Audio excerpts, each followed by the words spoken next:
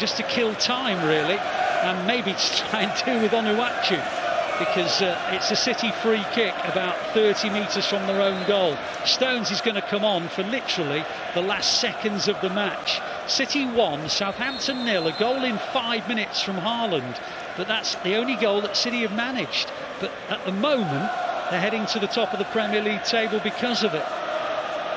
Edison. Probably not one of the most memorable games, but they'll just take the 3 points if they can see it through. Absolutely. Good header back though by Harwood-Bellis. Ramsdale's got the ball in his hands, he bowls it out. Harwood-Bellis props it forward. Onuachu with the chest down. Gundogan picks it up, and now Foden's got it. Foden on to Haaland. Haaland to finish. Great save, Ramsdale. Excellent save from Ramsdale. And here comes Walker-Peters for Southampton. Southampton charging forward. Ball now with Sulemana. Sulemana tackled by Lewis, and a foul by Lewis. Free kick to Southampton. Stones is coming on. Lewis is coming off. So Stones is going to get literally the last seconds of the game only. Good save by Ramsdale though. Yeah, to be fair to Ramsdale, because it's a great ball by Foden into Haaland. He takes a very, very good touch, and you're just expecting him to dink it over, and that's what he tries to do. But Ramsdale, to be fair to him, he's out in a flash, and he's out there to smother the shot, so he can't get that height on it. He gets his toe underneath it, but because Ramsdale is there that quickly, stops the ball from going over him. So it's a very good save, massive save really. Yes indeed. So there's a free kick for Southampton, about 15 metres inside their own half. Ramsdale's going to launch it.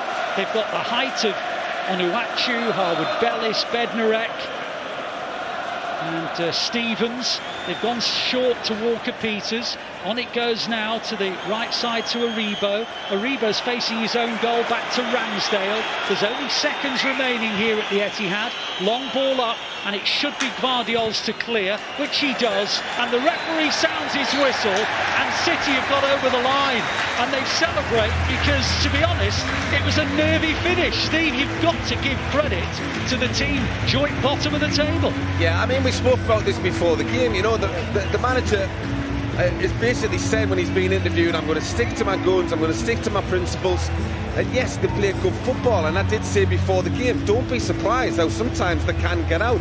They do cause themselves their own problems, but I tell you what, Al, there's not many teams that come here, and even the top teams, that might go goal down after a couple of minutes and think, oh dear me, then it's back to the wall, and then before you know it, the game's gone away from them, and it's 3 easy points.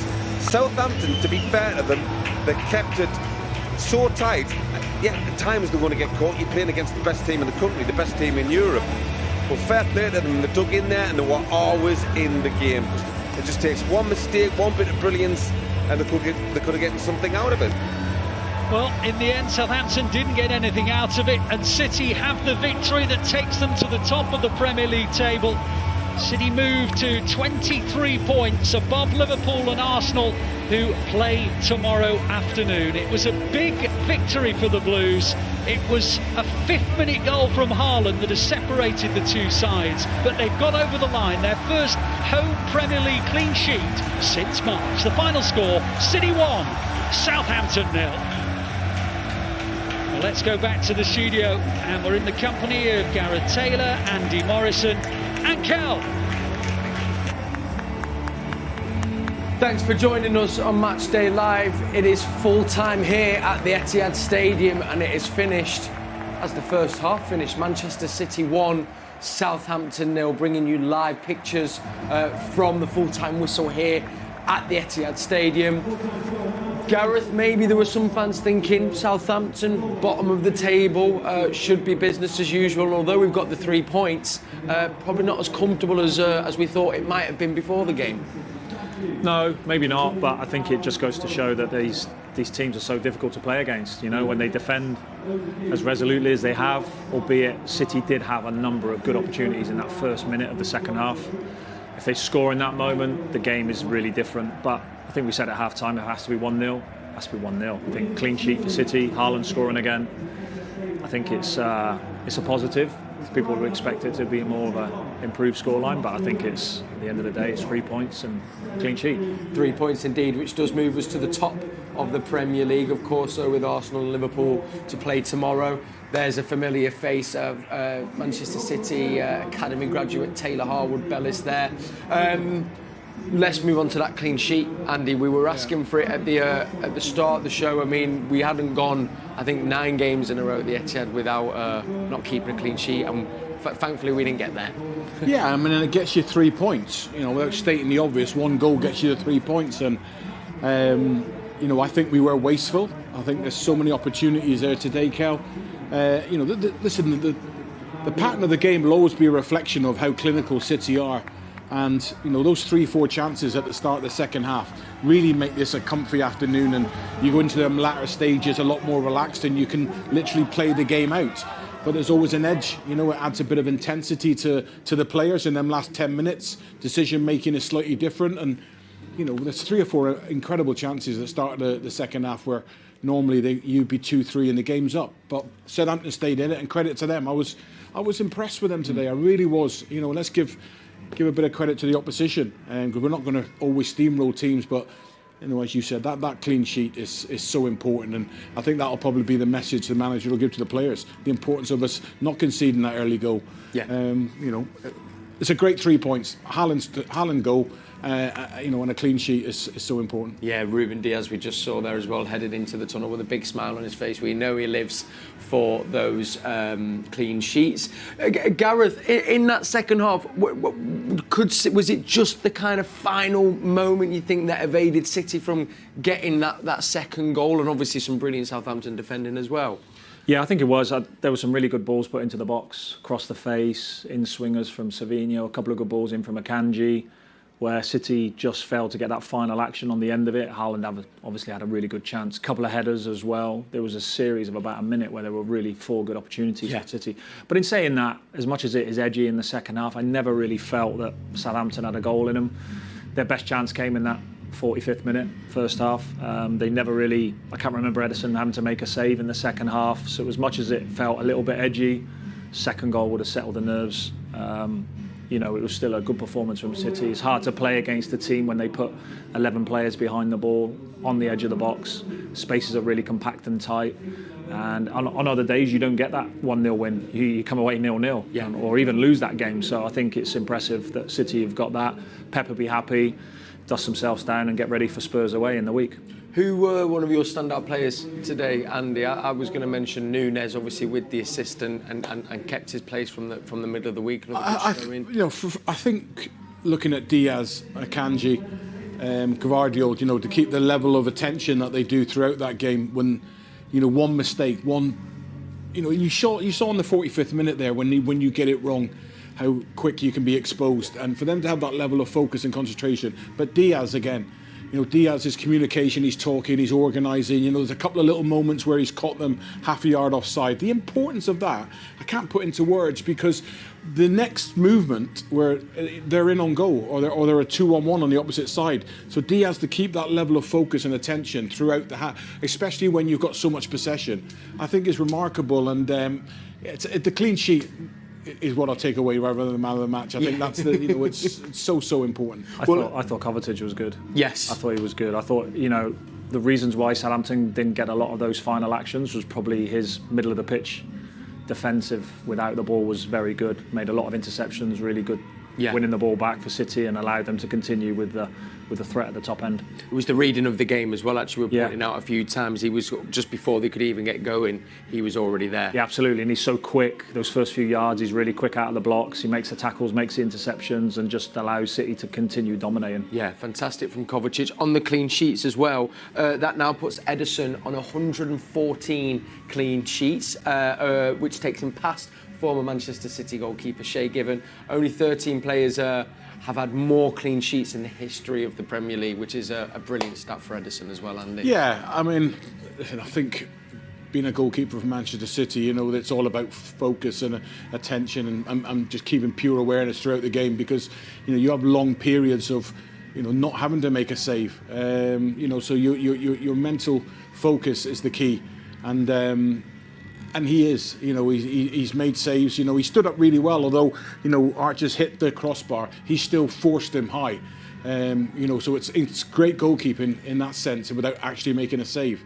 So he'll go home delighted tonight. That'll be one of his easier 114. Seriously, as much as like people think that's a close scoreline, he's not really had much to do today. He's been very quiet in the build-up. And yeah, Andy was coming. Could you like your stats? You were giving us a stat in the second half. I think Southampton were 0.01 expected goals. City were up in the high 2.7, something like that. So it just gives you a real understanding of the game and probably. But it doesn't feel like that. No, it doesn't feel like it. It doesn't, and I don't think it feels like that for City fans. Because it's football and it can kill you. It can just do you. Anything like can change at any moment, you know, and all that 3, 4, 5 efforts you've had, and on another day which could have been a 5-0 victory, and you would have said that's a fair reflection of the game, you end up taking a point. Yes. And it seems to be so nip and tuck at the top now. You know you can't drop, especially at home. We were also saying, Andy, you know, you don't want to kind of be too picky because it is 3 points, but it does feel we've not been able to almost emulate maybe what we've seen in previous seasons of getting that 2-3 goal cushion, but also when teams have come at us a little bit, they have had a little bit more luck with getting in, not necessarily getting the shots on target, but they are penetrating that final third. Yeah, I mean, listen, there's a little bit of fingers crossed at times for the opposition at the minute when they're sat in there, hoping that things don't drop. When you get in behind and you pull a ball back and you get it right like you did after 4 minutes, 5 minutes, you know, you're 1-0 up. So there's that element of you know, good fortune going their way, and plus teams, every pattern of every game for me since the Brentford game have been exactly the same. The teams are getting into this deep block with almost a 5-4-1 without anyone further up the pitch, and we're finding it difficult to put teams to bed at this moment in time. There's not a complete rhythm there. We felt it last week with Wolves. Fulham at home felt similar, like, you know, you're just trying to hang on. They're difficult, but the thing that the players and the manager must take great credit is the fact we're winning. Yes. We're winning, you know, and then when Kevin comes back and players start to, you know, the squad has been able to rotate a bit more, and that rhythm comes back and the energy back in again, you know, they can say, well, look at the work that's been done. Yes. Because it could be so easy over the last month to have dropped many more points. 100%. And actually, one player as well who I wanted to highlight who's probably, you know, been, well, real key to this run in the last month, but also trying to break down that low block is Savinho. Some amazing stats from this game. 7 ground duels won, which was the most of any player. I thought that would be Kovacic. 6 successful dribbles, if I can say that. Most on the pitch. 5 chances created. Most on the pitch. To have come in, I think he's 21 years old, more or less played every game, although he's maybe not scoring, the effect he has on the game, offensively and defensively, is brilliant, Gareth. Yeah, done really well. You have to say in the last 2 games that I've seen him play up close and live has been impressive, because he's very talented. You can see that. Always gets defenders on the back foot. He came over on the left late on in the game and obviously gave Walker-Peters a few problems as well. So I think he's adapting really well. I think, like you say, if he could get that goal, I think it would just unleash him a little bit to give him more confidence, because we know he's more than capable. So yeah, I think it's a solid contribution from him, and you know, we're talking about City's options at the moment with a few injuries, but we have to give him great credit as well for going on, I think, his longest unbeaten run so far. So, you know, great credit to the team for being able to do that. Really is. And also credit to Southampton. We were speaking about it's courageous to come to the home of the champions and, you know, not deviate from your philosophy and way of playing football. And particularly in that second half, we were very complimentary, and you can see there really is something that they're building, or really trying to build off anyway, Andy. Yeah, listen, I was impressed with their bravery and the way they moved the ball and the way, you know, they switched play at times and then created an overload on the opposite side of the pitch, and a 2-on-1 was great. But let's not lose, you know, there's 3 or 4 times they give the ball away, and I think on any other day, you know, the keepers give the ball away 3 times with a blatant square pass. They played a ball across their box straight into, I think it was straight into Haaland with a cleared ball, and you know, on another day, you know, and it's purely down to the way they're playing, but I'll give them more credit before we started the game. I think you have to give them credit, because they played some impressive stuff, and they probably held more possession than most teams that come to their Etihad. So I think you have to give them credit for that. The biggest fear for Southampton is they're not going to score the goals that's going to keep them in the Premier League. That's your real concern, is who at the top end of the pitch. They've got some decent players, but they haven't got really anyone who's going to get you a goal when you need it, and that's going to be the difference for them. As much as they are really impressive that they remain with their principles, I think that's going to be really key for them. It really is. I wanted to pick up as well what you mentioned there before, Gareth, but that is now 52 games unbeaten at home. Across 2 years, no one's won here at the Etihad. That's an amazing stat. Also, when you think that only 3 teams can better that record. I'm a season ticket holder. I remember going a season where I think I saw City score once in the entire season at home, and now we're going 2 years unbeaten. It's a relentless nature, isn't it? That has been created by the manager. Do you know? They don't switch off. They're at it every single game. And I don't know, Kel. You might know more than me, but I think it was the Brentford game. I think I was here. It was the last game. They lost at home. But before that was a remarkable. It was something silly like 30 games, whatever, before that game came along. So you're looking at maybe before the World Cup, wasn't it? Was one it or two defeats in 80 games. Yeah, it was the Brentford game just before they went to the World Cup in Qatar. Yeah, but before that, Gareth, there had been a long period of months, maybe 9 months before they'd lost then. So it's just and although they're not completely fluent and the rhythm's not there, they're winning games of football. And that's the identity of this football club. And is that the structure that's been built, Gareth? Because we're talking about that. You've also got the record in Europe, which I think is, I know everyone says about the Real Madrid, but UEFA don't count penalties as a loss, and we're on an unbelievable unbeaten record in Europe as well.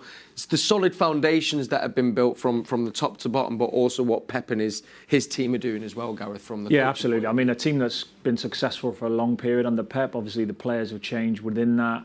I remember Pep talking after Istanbul, saying that the difference that season winning the treble was built on solid foundations of the defence, that when they had to defend, they could really defend. And although at some times over the last couple of games they've maybe looked a little bit suspect to counter-attacks, that gives you such a base to build on. And that's where as much as you've got to go out and win games and score goals, the extended runs and unbeaten runs come from that real solid foundation of not giving much away. Yeah, 100%. Right, before we look ahead to, of course, the game middle of the week against Tottenham, we're going to throw in one more round of face swaps. We're going again. Because we loved it. We loved it so much. We've got one more for you guys at home for joining us and us in the studio. So here we go.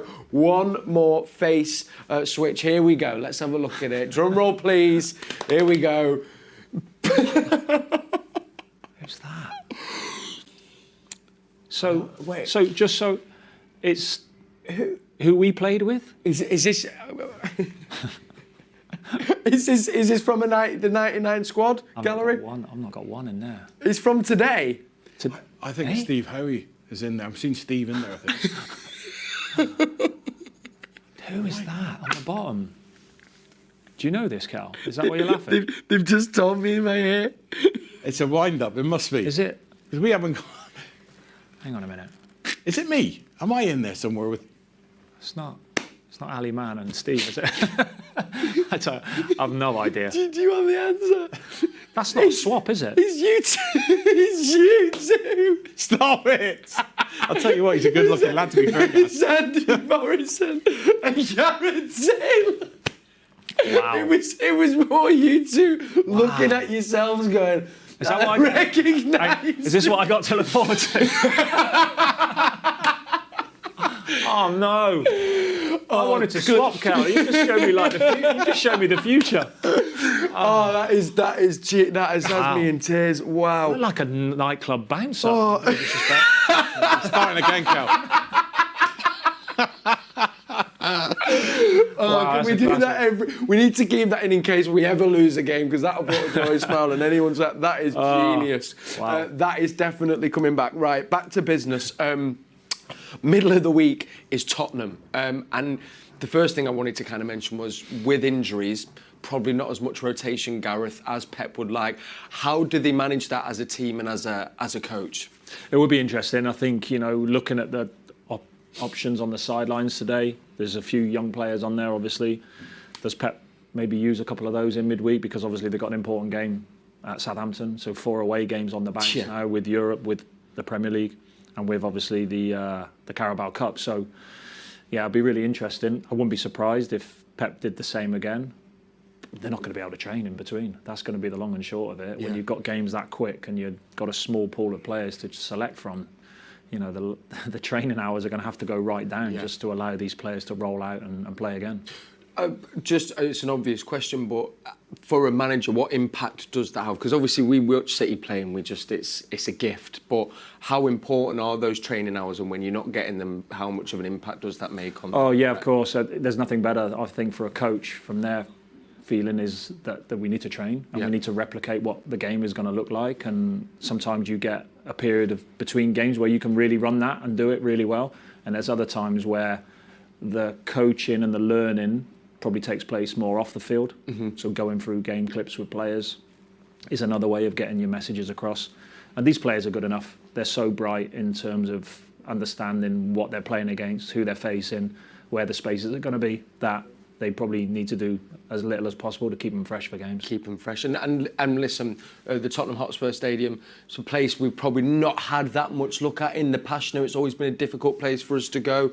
How can you see the game playing out? They obviously as well like to play free-flowing, attacking football underhand. Yeah, I think of late, you know, there's been obviously winning the game, which was pivotal last season. I think that kind of hoodoo has come off a little bit, you know, where we had a period where we couldn't get a result there, and then that huge game at the end of last season with the save from Ortega right at the death, you know, so that's going to leave an impression on the players. And I think whatever team they've got, it's going to be competitive. You know, I mean, you look at I'd imagine everyone that was on the sidelines will start. Yeah. You know, and then you bring 2 or 3 in, and you know, Haaland, I'd imagine, would start. So you're still going to look at this. I still think it's going to look strong. But it's a really, really tough game. It's the same for Spurs as well, isn't it? They play tomorrow? They play tomorrow. Yeah, they've got minimal time. They're probably looking at their squad depth. They might blood a few youngsters as well, so you could help. Do you not think that game's more important to them, though, as in him needing to win something and the pressure that Ange is under there to... Yeah, Ange won't admit that, because I like the way he is in his interviews, where he's just more about the bigger picture rather than actual trophies. Yeah. And yeah, I'm not too sure. I think he won't have an issue with that. They're playing quite well at the moment, Spurs. Yeah. You know, they're a good team, and they have some good youngsters coming through. So he's just got to get the balance right with that one. And losing a day, like playing tomorrow, is a massive advantage for City. Yeah, absolutely. We can actually as well, before we do wrap up, let's hear from today's captain. And of course, man, you sat down with as well. We can now get Ruben Dias's thoughts. Here he is speaking at full time. Ruben, good 3 points today and a strong performance. Were you happy with that today? Yeah, of course. 3 points, clean sheet. Very happy. We could have scored many more. Sometimes it goes that way, and the team showed very good resilience and hard work on being disciplined to keep the 0 in the back. Everyone expects City to win these games comfortably, but when you look at Wolves last week and Southampton today, it just shows how difficult this league is. And yeah, I think it's the best example. Southampton and Wolves, 1 point each they have, correct? Yeah. They're last, and this is the level. So I think you need nothing else to say about the Premier League. And so many teams are coming here and just sitting back and defending deep in their own box. How easy is it to keep that patience, particularly for you? You're on the edge of the box. Is it, you know, what's it like for you in that role? It's not easy at all, because in the end, it's not easy to get in, and it tests your patience, of course. But then you have, I don't know how many meters to run behind, and they're just waiting for it. They have the winger, striker, just waiting for a chance, and you need to be, at the same time, you need to be patient and involved in the process. You need to be very sharp on what's happening after. And obviously it has to do with our quality, the way we play, and teams feel like they have to do that, but it's not easy at all to deal with it. I wanted to ask you about Matheus Nunes, obviously your Portugal teammate. 3 assists and a goal in his last 2 games. He looks like he's really enjoying his football at the moment. Yeah, I hope he keeps it up. Obviously, we all know in the team about his quality, and I think more than ever since he arrived, he's with the right mindset and ready to help us. And just finally, tomorrow it's Arsenal versus Liverpool. Are you interested in that? Will you be watching it, or is it too early to think about what the teams are doing? Recovery day tomorrow. I'm not sure if I'll be watching it or not. But yeah, very early in the season. Of course, it's a big game.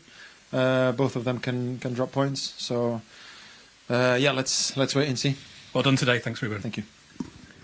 There's captain of today's game, Ruben Dias. We were just speaking about his quality, and Andy, I know you also had the chance to sit down with him. There's going to be a brilliant interview between Ruben and Andy coming out to Manchester City's channels. But you just talked about such an impressive one-man, but player as well. Absolutely. I just think the way he conducts himself, you know, he's obviously very educated. He speaks well. And he's a proper man as well, you know, and you could see the pride, this little twinkle in his eye when he said, yeah, clean sheet, because he knows the importance of that. And just a small detail, you know, I've said it before many times about Dias, you know, for me, he's probably the most vociferous player in the Premier League at the back. You know, he's just communicating non-stop. You know, Akanji's not the same in his talking, but he's just controlling the whole lines. And he's, you know, Gareth pointed out his body shape at all moments today, which I looked at, and it's remarkable. He's changing continually. He does not switch off for 1 second because he knows that, as he just said then, you know, you got 50, 60 yards behind you. The importance then of every moment being perfection, and that's great mental strength, that to continually do that for 95 minutes and know that if you do, you're under pressure with a ball, you're getting pressed, but if I make a mistake, that adds to it. But it's just so fluent, and he's a great leader as well. Yeah, fantastic leader. And something you mentioned to me, Gareth, which I just wanted to mention, because I think for any young players watching, you spoke about his body language. You know, win, lose, goal, conceding, it doesn't change, and that's the real mark of a leader and someone you want on the pitch in your shirt. Yeah, I mean, our girls get a little bit sick of me because they constantly rib me about Ruben's my favourite, and he's not as blessed as Akanji physically, you know, but what Andy's saying is bang on, that he's always ready, he's always anticipating, and to go even further with his leadership and his body language and the way he presents is always positive.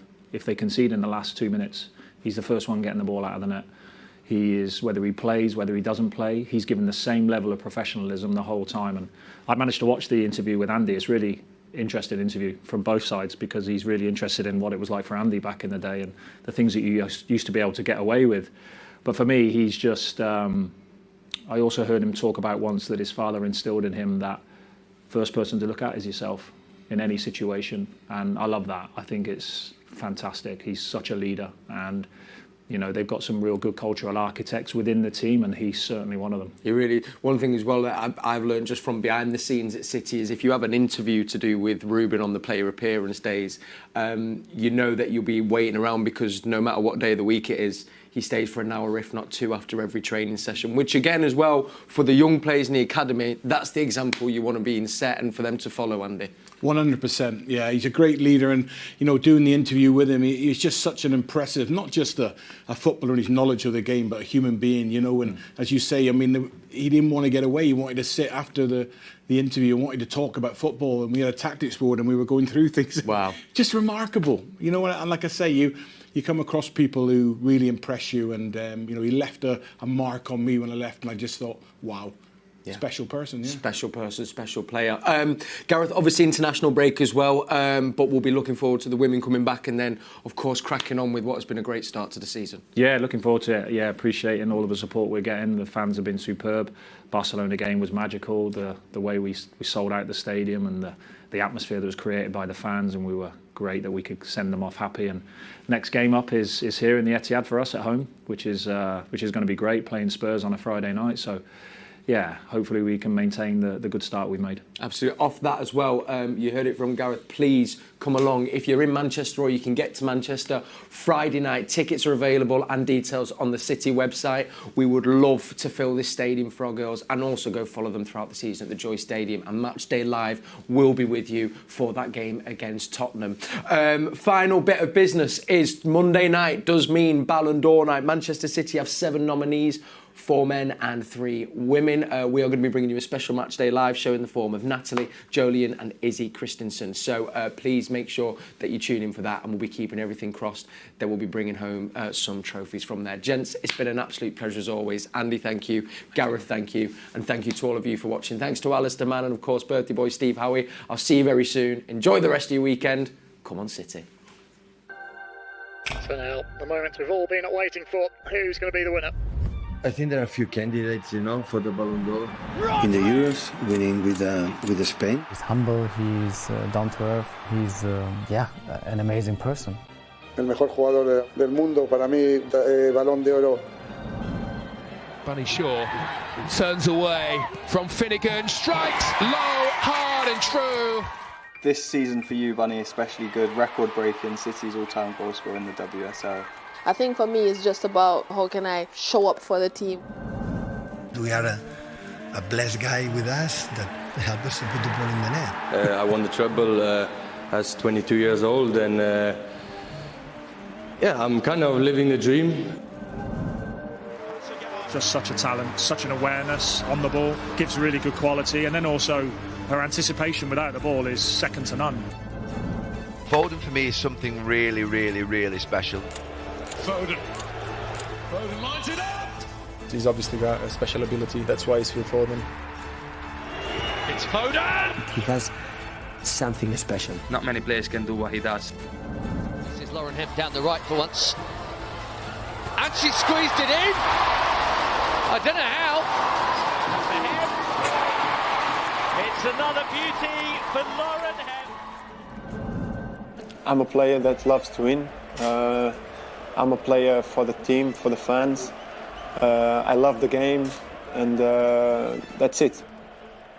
Being in the, in the race to be nominated to win the Ballon d'Or is fantastic. Of course, for Man City, for all organization, and we're so proud of that. Hopefully it's happened, but it's not in my hands.